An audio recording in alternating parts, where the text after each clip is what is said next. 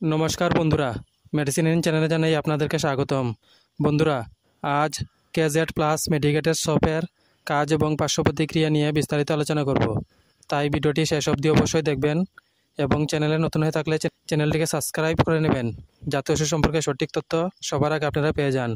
Caged plus সাবান এটি তৈরি করেছে হেজ অ্যান্ড হেজ ফার্মাসিউটিকা। এটি যে উপাদান দিয়ে তৈরি করা হয়েছে তা হলো কেটোকোনাজল 2%। কেটোকোনাজল সাবান হলো একটি অ্যান্টিফাঙ্গাল ঔষধ যা ছত্রাকজনিত সংক্রমণের চিকিৎসার জন্য ব্যবহৃত হয়, যেমন দাঁত, জকিচ বা টিনিয়া, ত্বক লাল হয়ে যাওয়া, চুলকানি এবং ত্বকে খুশকির মতো আঁচ পড়া। এইসব সমস্যায় এই সাবান ব্যবহার করার পরামর্শ দিয়ে থাকেন চিকিৎসক। কেজেড প্লাস সাবান ব্যবহার করার নিয়ম হচ্ছে, আক্রান্ত স্থানে ভালো করে ঘষিয়ে লাগাতে হবে।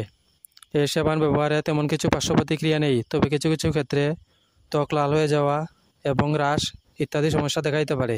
যদি এরকম সমস্যা দেখা দেয় তাহলে কেজেড সাবান ব্যবহার বন্ধ করে অবশ্যই চিকিৎসকের পরামর্শ নেবেন। বন্ধুরা, ভিডিও ভালো লেগে থাকলে লাইক, কমেন্ট, শেয়ার অবশ্যই করবেন। ধন্যবাদ।